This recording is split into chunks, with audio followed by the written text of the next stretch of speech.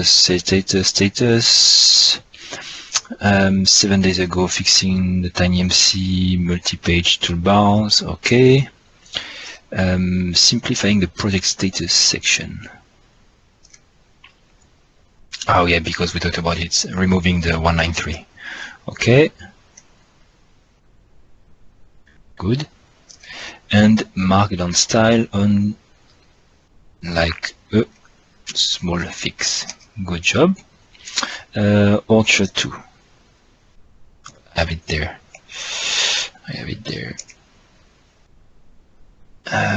Orchard 2, 7 days, dynamic compilation, implement specific compilation and runtime assets. We talked about it. A lighter ambient assembly name list without all native assets. Okay. Little refactoring. Okay.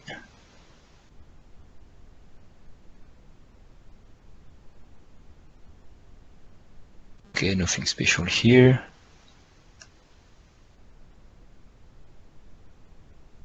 Async commands.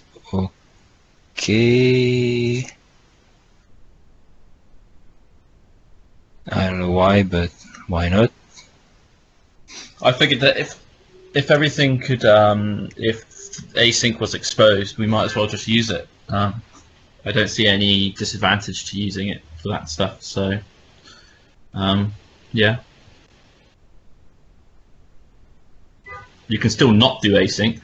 Oh, it was okay. You changed. Okay, I just thought it was just that. Yeah, I changed some of the names as well to kind of highlight the fact that they were async as well. Okay. Yeah. I'm not sure how I feel about naming the commands async, but it seems to be the thing at the moment. So I'll just carry on doing that.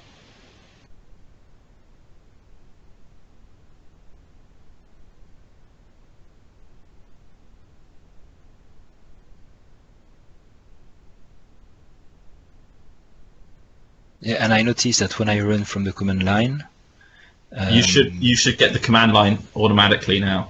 Yeah, that's weird. That's let me show you. Not to you, but to everyone else, because you know.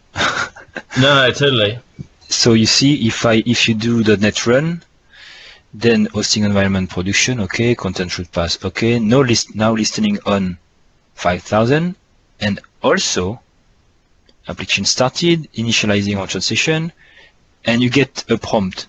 So the web server is running, but you can type something. Yeah, I think it's kind of cool. It's weird. I don't know how to use it, but that's. It's the same as yeah. I mean, it's the same as Orchard commands. Well, it is Orchard commands. Yes, but it's also running the web server. That's different. You see what I mean? It just yeah, but before you were just running the web server. Now you're running the web server, and you can interact with the web server from the command line as well as through the UI. I'd like to know how it sounds great, like even in terms of Azure environment, like on the dashboard and it's running, but you can type command on the. Yeah. I'd like to see it this way, running this way. I'm not sure it will work this way, but it will be great like this. Well, it's just so if you go to if you went to startup, you would see that we're kicking up the web server just as we normally have, except it's non-blocking. The blocking part is actually the before it was blocking and now it's not blocking. Okay. It uses the Orchard host as the blocker rather than the web server. Okay. Yeah.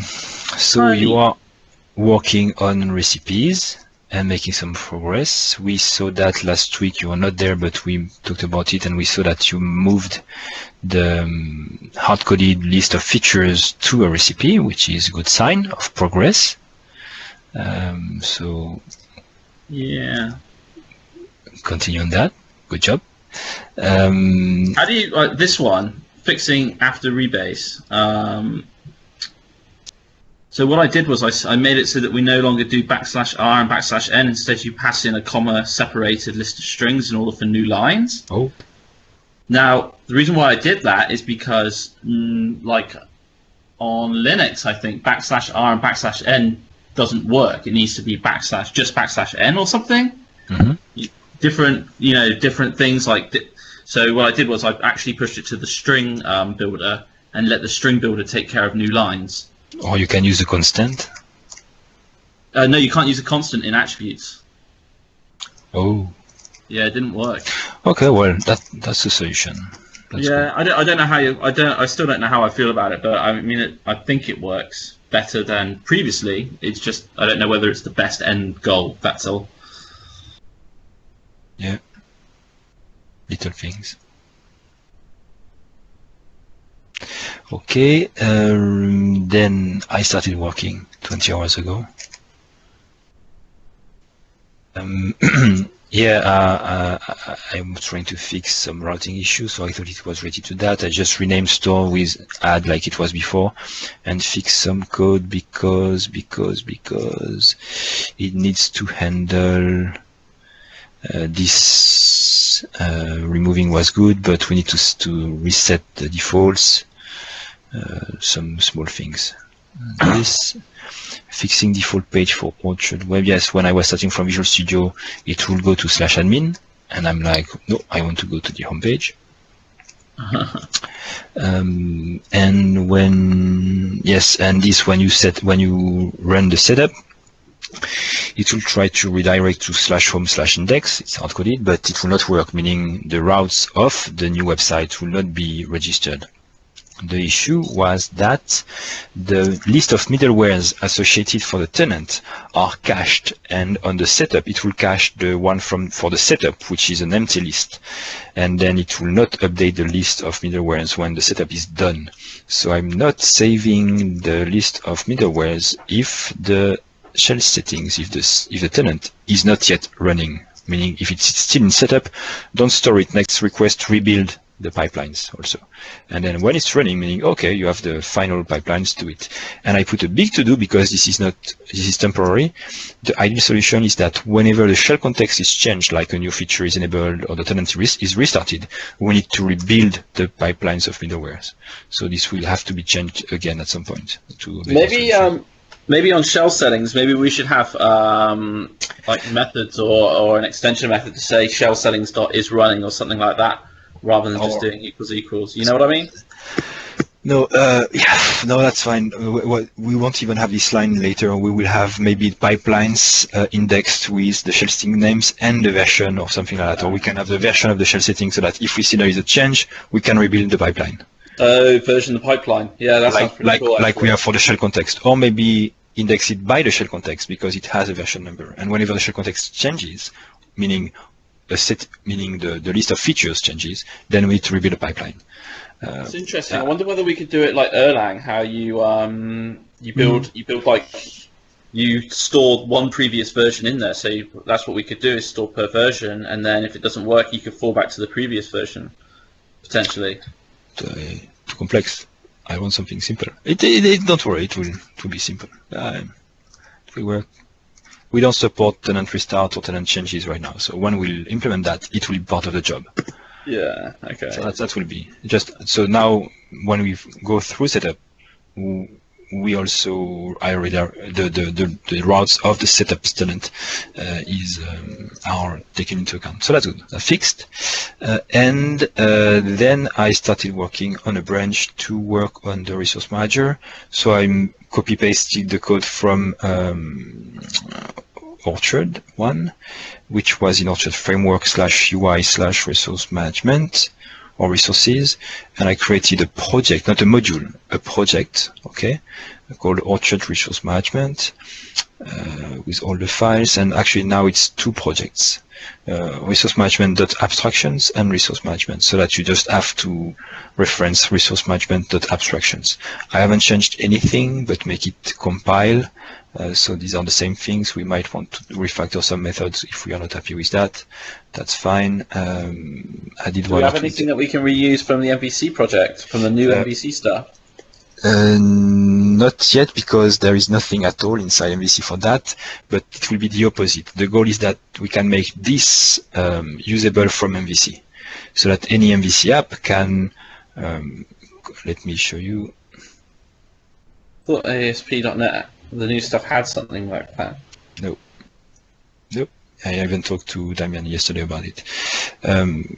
So abstractions, so in the you can say, oh, I need to fix it, like add resource management, okay, and it adds the services. So you do that from your app, you do add resource management, and you will be able to resolve iResource Manager and do require script and things like this. There will be a tag helper also in the resource management project, so you can have a tag helper to inject scripts and links and whatever.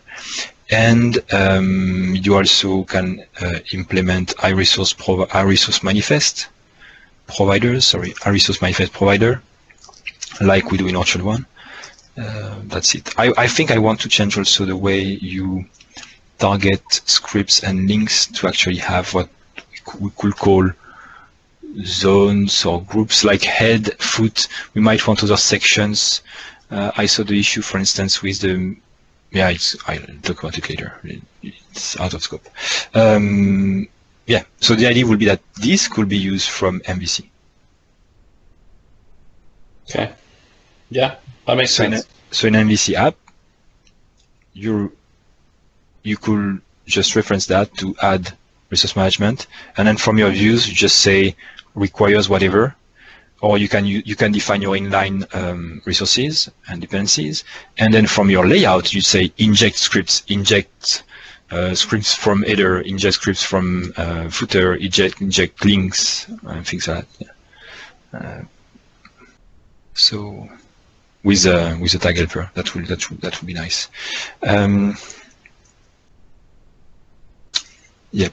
And so if we can we might want to make it in more projects so that it can be used from MVC, because there are some things that we might want specifically in Orchard with shapes and other things that will have to not be there inside resource management because it has to be usable from an MVC app.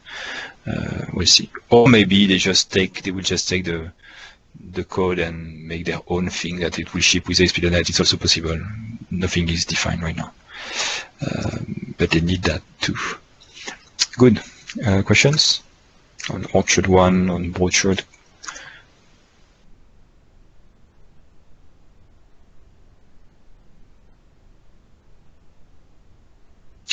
No questions. I've got a question. How are we going to deal? So when we publish this stuff and we put it, are we going to shove them all up onto NuGet as NuGet packages? There are many questions in this question. And so if we do, sub-question, if we do, how are we going to handle package names that already exist? Orchard.events exists as a NuGet package already.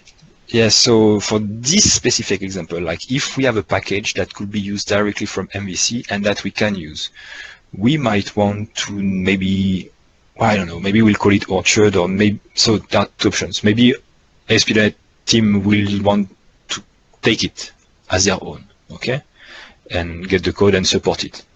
That's fine. We are fine with them copying our code and making it a first level project so that anyone can use it. Fine. And then we'll point to that as a reference, like we do for any other NuGet package.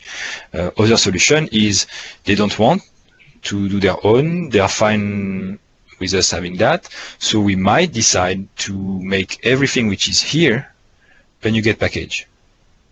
Okay? And deploy them as NuGet packages so that when we create a new Orchard solution, Orchard project, it's just about pointing to one NuGet package, which itself will depend on all the other ones, and then download them. Yeah, I was also thinking about if I created a bare bones MVC application and I wanted resource management, then how would I use the Orchard Resource Manager? Like, would I be able to just call a NuGet package and it would just pull in what I want? Do I have to call, because you know, like at the moment you've got to add Orchard.framework, for example. So if we do that, every single project here could be a NuGet package on the NuGet gallery. And then you can reference Orchard. Yes, and some of them are only used by an Orchard site, but some of them could be used by anything. It's just about documenting about the project. And one could be Orchard, which will depend on everything that Orchard needs. or Yes. Orchard content management, and then content management will Orchard.CMS will point to Orchard content management, to display, to abstractions, to shapes, to differ, to everything here, to resource manager and everything. But you could do your own project, which will just require what you want.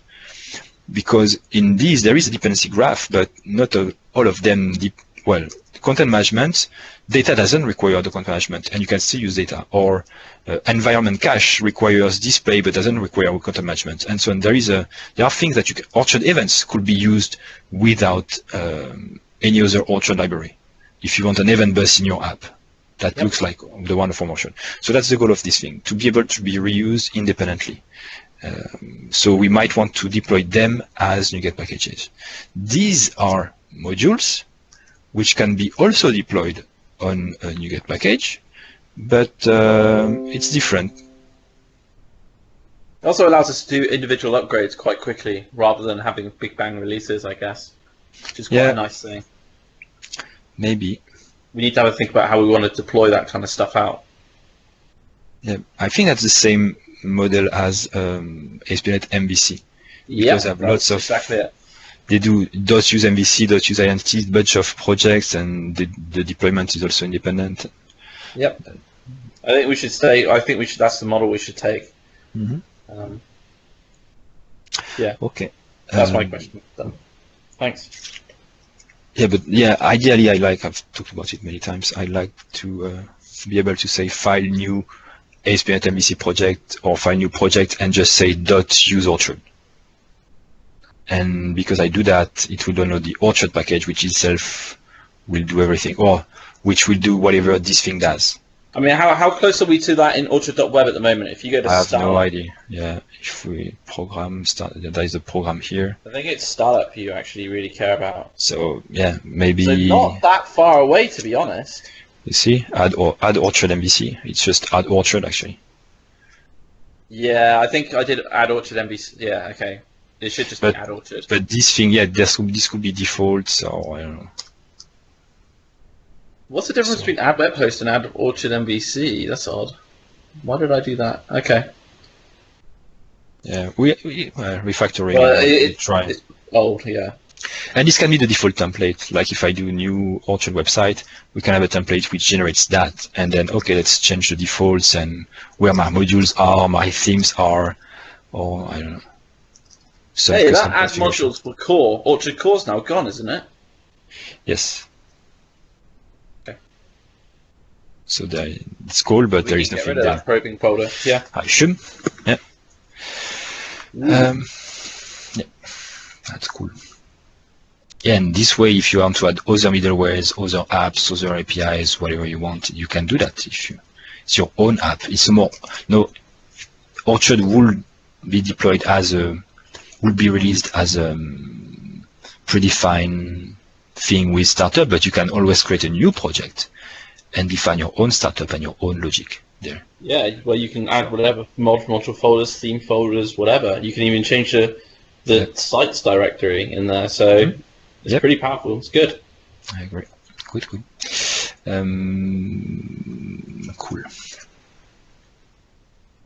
I tried, because it was you worked with Jean-Thierry also and Alex on the 1.0 release 2 manufacturer RTM. I tried the perf and it's still great. So it's good. Everything works. Cool. That's good. Then call for help. So I'm working on the resource manager. It should not take long, but I stopped working on the roles module and the users module, but it's working. So the last status was all authentication is working, permissions are working. You can see and click on the permissions and the implied permissions on the UI. I'm looking now for someone who would like to finish the work and make everything work, meaning implement the editor for the user so that I can check and uncheck roles on the user. I can change his name and his password. I can save the changes to the roles, the views, and the controller. So just working on the controllers and the views to finalize the user and roles management. Everything is almost there, but it's not finished. And while I'm working on the resource management, someone could work on that. So anyone who wants to work on that, just ping me. Robert, very glad we can change password of users. Yes, that's the goal. Can't we? What do you mean we can change password of users? We can today, can't we? We can. No?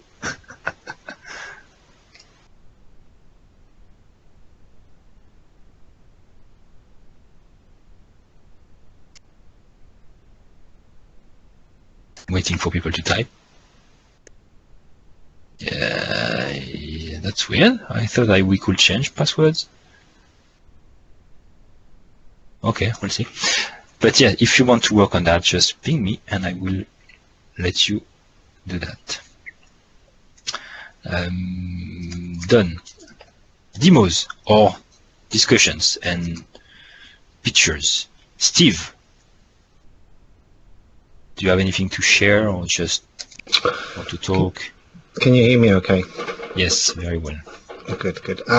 Yeah, I'd like to just to talk through some of the designs I've shown a few people. I'd like to get some feedback and obviously iterate from there and sort of come to a decision on which sort of direction we should go in terms of, you know, I've tried to do a few different sort of routes with a few different experiments within each one, and it may be that we take a bit from one and a bit from another, or I've totally missed the mark and start again. So just looking for feedback really, just so I can get to a final homepage design, and then I can start looking at inner templates and things like that, how the inner pages work.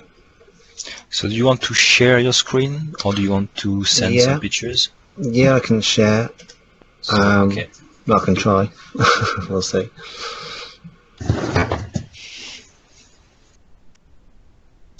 Whatever I saw, it was great.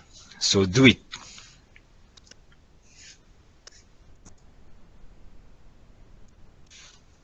I want to know why you didn't share with me, Steve. Aha. We're meant to be UK compadres. What's going on here? You're normally on holiday. You're normally on holiday, Nick. I will be. This time next week I'll be on holiday for 5 months. It's alright for some, isn't it? Where are you going? Asia. Don't know where yet. Again. Nice. Yeah, man. Do you work sometimes? I'm like, you spent 1 month in Indonesia 2 months ago. 2.5. So. You see? A full month. This is what I get after 2 years of work. I'm only going away for 5 months, so it's all right. It's not like. Oh my. Cool. Can everyone see my screen? I can. Janos, can you see?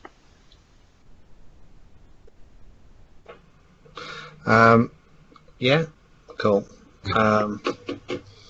So, for anyone that hasn't been following, I've been doing a number of posts on sort of my approach to this. There's a number of posts on my my blog. If you haven't read any of these posts, please do so, and again, feedback to me through the comments. But essentially, all of these blog posts lead to the designs and the thinking behind the designs that we've got today. So, so this is sort of the first one. And you can see it's quite a clean approach. What we have is a few things. You can see here I've put a strap line just underneath the logo. Now obviously the modular CMS is probably definitely not the right terminology, but it just sort of goes to show that, you know, a strap line might work. So that's just an example of that. This is the main navigation here with a call to action to download Orchard, and that will be omnipresent, so not, you know, no matter what page you land on, as you know, you may come from a search engine query or something like that and land not on the home page, but at the moment we don't have that luxury, so this allows someone to go to the download page straight away. We have a clear sort of description of what Orchard is, and again this wording may not be right. This is the wording that I've taken from the existing website. It's quite succinct and does exactly what it says on the tin, but you know, we can change that if needs be. Then it comes to the main call to action. So one of the things we don't have at the moment is a quick way to try Orchard. Now, one of the things I identified early on in sort of the planning phase, I say, is the confusion that someone has when they visit the Orchard.Project.net website in terms of, you know, which version to download and things like that. There's obviously quite a bit of setup that needs to happen for someone to actually just try and have a play with Orchard.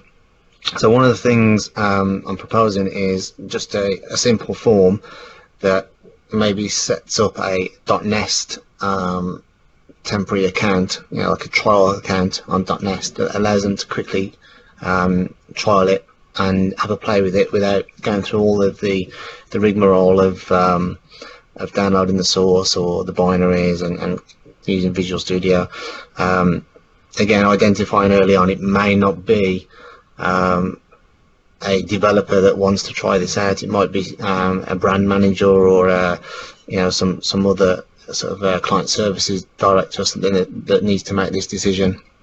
And wants to sort of have a look and have a little play to see if it's something they're happy with. This obviously also works off a mobile device, so if you're on an iPad, you can still obviously try Orchard without needing to download it.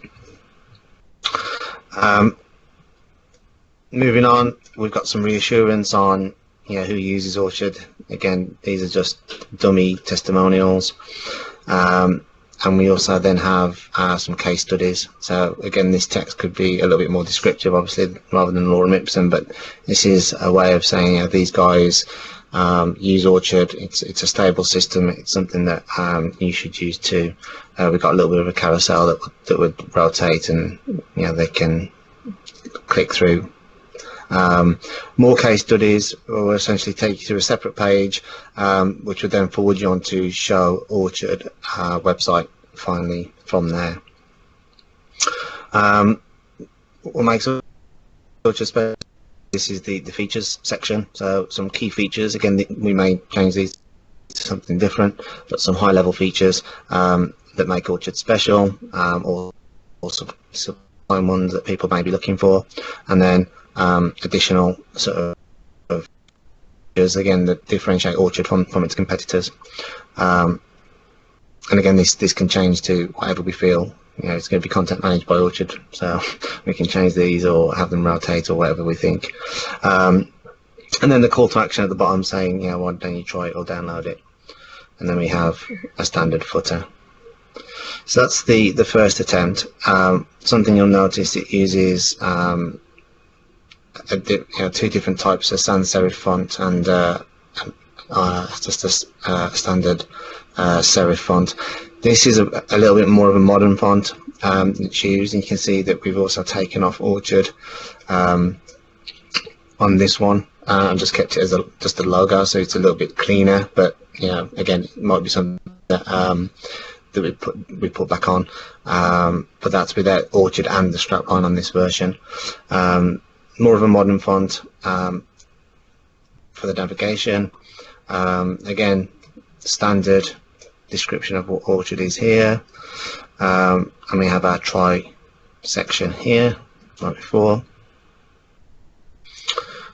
Who uses Orchard? So again, this is similar to what we had before on the previous one, but it's a little bit displayed differently. It's in a list that you can click through. Obviously, there won't be duplicates. It'll be one of each, and a little bit more.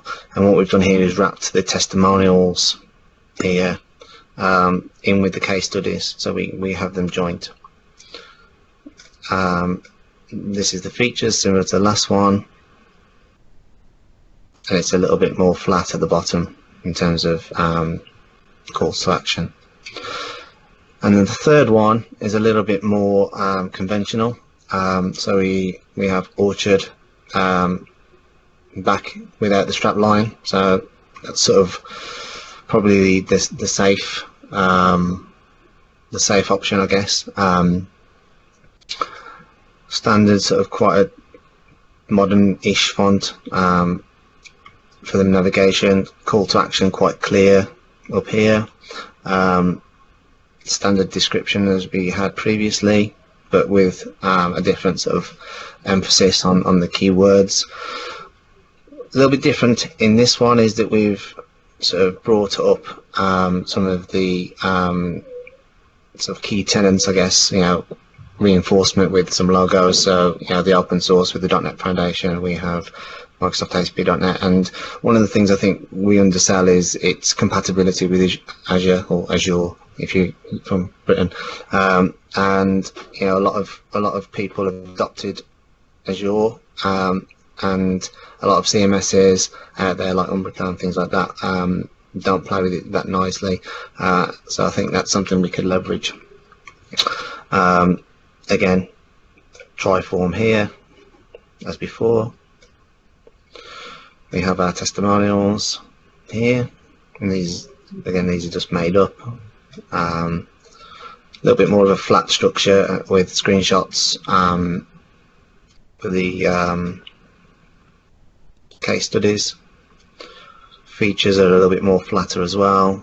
Maybe some checkpoints on some of the things that we support. Again, it doesn't have to be just flat text.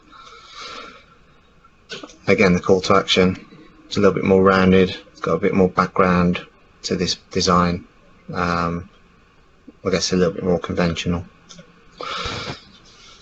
So that's it. What are people's thoughts on that? Is there anything you like, anything you dislike? I like everything. I prefer the first two ones, the white. Yeah, this looks really good, but I like the white ones. I don't like the gradient shady effect. And maybe the second one better, I think. The menu, I prefer the menu from the second one, the big fonts on the second one. I like it. Then that's it from the menu I prefer, but otherwise 1 and 2, I'm like they show the same thing. I have no preference. I think everything is good here. On the first one, I like the part where it says Orchard is a free, and you can type your email and password in, rather than the second one where it's on the right hand side. So I like the menu on the second one, and I like the main content area of the second. Yeah. So that makes sense. This area here. Yeah, I like that. But here. But practical question: what would the email and password do if I want to try Orchard? So it's sort of in talks with Zoltan that could automatically create a .nest account for them to go in and have a play, or that could go into Try Orchard. Again, that's undecided yet, but I think the key thing is that it's a quick way of them being able to provision a test account on Orchard that allows them to have a play. Ultimately, that could also be fed into CRM, maybe Dynamics 365, something like that, and that could also then form part of a marketing strategy of contacting people to help them and give them guidance in an automated way.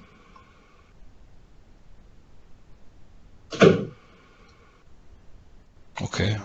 Well, I think just a Try Orchard should redirect to whatever platform you can try Orchard on. Nest, Azure, whatever. Nest, did I say Nest? Nest. Yeah. Why do I say Nest? I thought about Azure, and obviously the setup, if you don't already have an account and things like that, it's quite clunky. It's not as quick as someone hosting it for you. So I thought try and eliminate as many barriers as possible. But I think it's key that after that the journey doesn't end. So when someone has tried it, that's when they could get an email, an automatic email with the next steps, or maybe .nest has something in there like a quick start or a getting started sort of template. So when you first provision the account, it's not just the end of the journey and that you've lost that user. You aid them on that journey to essentially convert into to download the Orchard or to adopt it somehow, depending on what type of user they are. Okay. Something I already mentioned to you, I'd like to see because I use it a lot when I go to CMS pages, is the videos. One video showing what you can do with it. Like as a user, what's the goal? Yeah. The 1 minute video, and I can have a feeling about how to use it and what it does. And I'm like, oh yeah, that looks great. I want to use it. So so the plan for that would be put in the getting started. So in there we would have that video and a quick guide on how to get going, and potentially that could be also written version of that as well, depending on how they want to consume it. Okay. And I think that was one of the things that was a design decision originally on the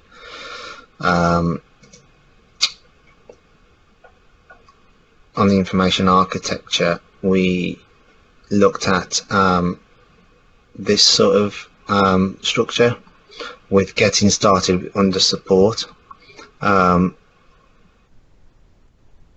I thought that getting started was such a key piece of information that elevating that to the top level, as I've done here, was quite key. I think that's probably a good thing, because most people are going to be looking to hit that page and get up and running quite quickly.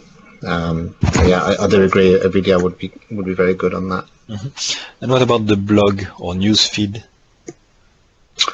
In terms of resources, so that's in there. Again, going back to here, we have a learn section, which has basically all the articles and all of the podcasts and things. We reference the books, so that's essentially one section that will give you all that you need to learn. Obviously there's documentation here as well, which will link off to docs.orchard, which is what Anton did, and then we have the forum and the chat, so Codeplex for now and Gitter. And at the moment you can see that there's a gallery and Show Orchard, and there's a few sites that we're using and we're linking out to, and it's quite key that we don't just link out, that we tell the user that we're linking out, or preferably if we can make them look integrated, so have the navigation as part of those other sites. Obviously if they're external, like Show Orchard for example, then that wouldn't work, but for the community sites as well. So at the moment, if you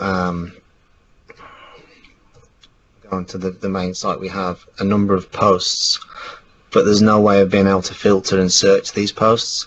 We've got tags, but we can't filter by tags. So the recommendation would be to have a learn section, and in that section, one of the pages would allow you to filter and search and sort of essentially discover what you need, and then you'd read a little synopsis like we have here, and then click through to essentially to the community's website. So we're offering a discovery service, and a one-stop shop where people can sort of learn Orchard. Does that make sense? Mm-hmm.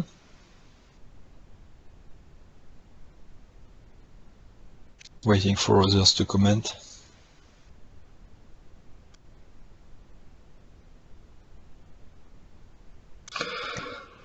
Yeah, that's a good question from Anton. Orchard 1 and 2, are they likely to coexist, or is it essentially when 2 comes out we were promoting 2 over 1? What's the deal with that? Well, my idea is that when 2 come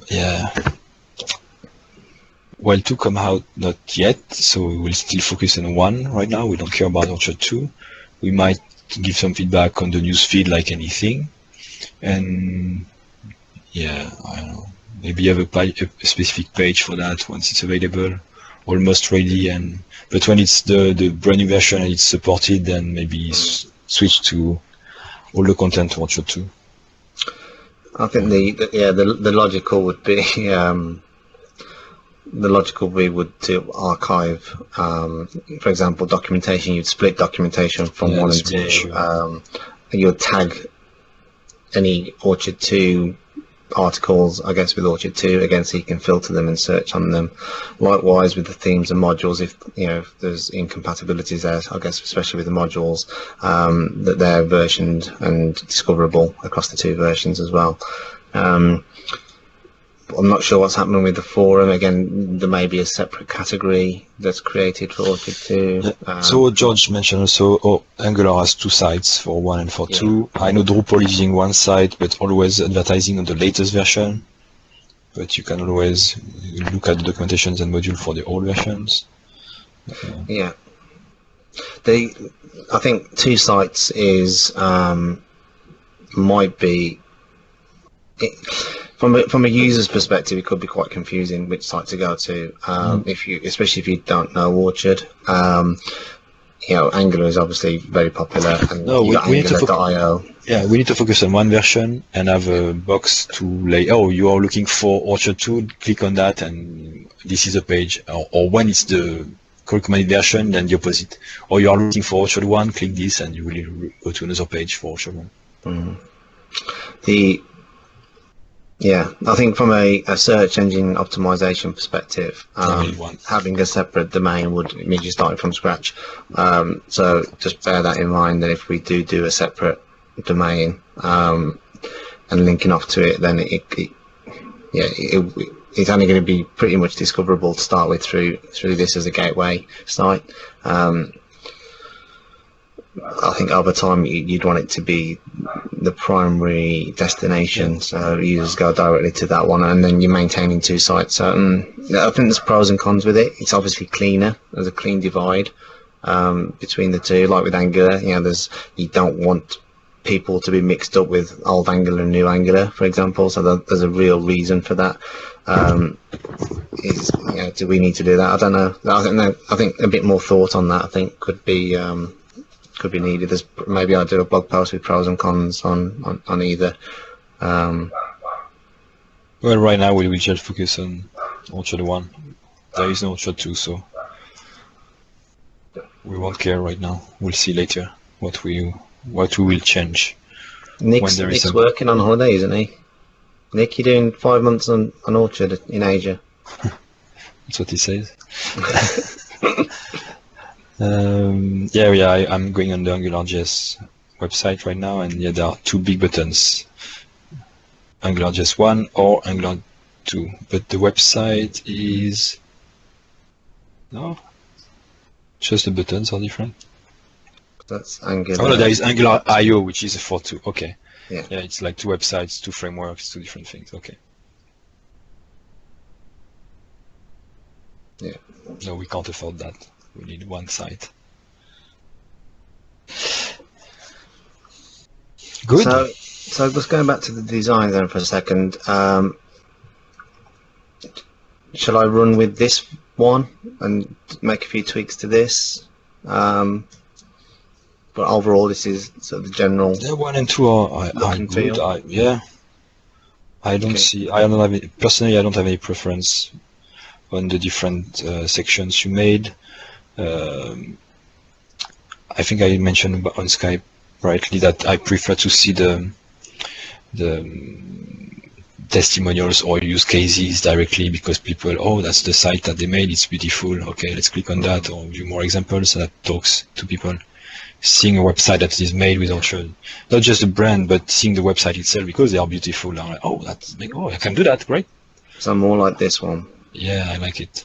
And if I can click to go into Orchard or the default or the specific reviews for these websites, that's also good. But that talks Domino's, Lexus, Los Angeles Times. Well, I was on the enterprise car sales before I saw your screenshot, and I'm like, I didn't even know it was Orchard, so it was interesting. I like this view more, than just text. One of the things that's told me on pursuing Orchard as opposed to any of the other CMSs in the .NET and the .NET category was the speed and the ease at which I could download it, throw it into Visual Studio, and have it run, to show me, okay, it is running. And even a base site is, okay, this is a complete site, and I've got it up in minutes. Mm-hmm. And it compiled the first time, it just ran and worked the first time, which I could not say for any of the other sites. So, and you are a developer, so you like the fact that in Visual Studio you could run it directly as a developer. And Steve made an article about the different users, the researcher, the editor, and whatever. Mm. And I think the story you mentioned is important. And I think he said download and you can download it. But also the story about trying it for the user, the end user, like I'm an editor, can I edit a blog post? Can I edit a content type, an article, something like this? This is why we need .nest. And then the third one was the list of features. What differentiates Orchard as a CMS to the users, like the workflow, the audit trail, the layout, all the things that Sipke has done. We need to show off on text also, so that people are hooked. Oh, I want to know more. They do that. I didn't know. So that are the three aspects. I think this is good. Yes, I follow you. Yeah. So this is the journey that I did when I wanted to try Orchard from a search into the homepage. There's a lot of warnings and issues with this, and moving into a different website, and then the big call to action, which is the big orange button here, is for web platform installer. Then you need to go through all this process and download an .exe, and then you have to find it in WPI and then download it and agree the terms, and it's a 65 meg download, even though it's only 30, because then you're downloading things like Web Matrix along with it, and it's it took quite a few. It wasn't as quick as it should be, unfortunately. And again, that's why we need .nest. Yeah. The try Orchard, click, and you can try it by yourself, or just download the Visual Studio solution or whatever. And we should forget about this scenario about Microsoft PI. And by the way, we won't be able to add Orchard 2 like this. So yeah. Okay. If they want to try it locally, then it's a Visual Studio effort. It's a dev we target, so they know what they're doing. So download the source code and run. If you want to target a user, we use try Orchard, boom. And if you want to give more information about the features, then it's go to the list of features that we do, or the video, what can be done, and videos about what it looks like and what it can do. Okay, cool. Yes, that was one of the #1 things that sold me. I mean, I just downloaded it and hit run, and good. It just started. Yeah, good to know.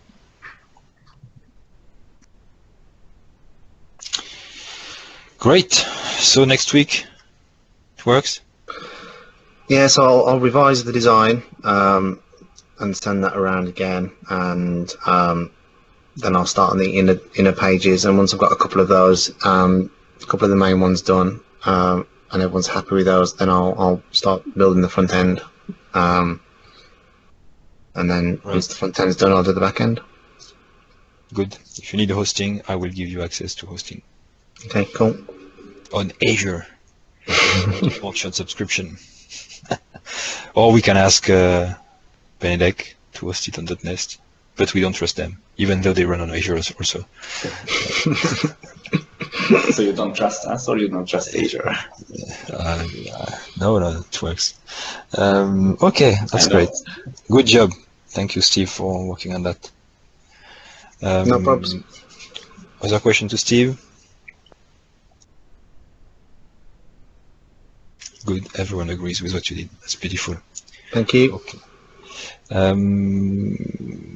Yep, that's it.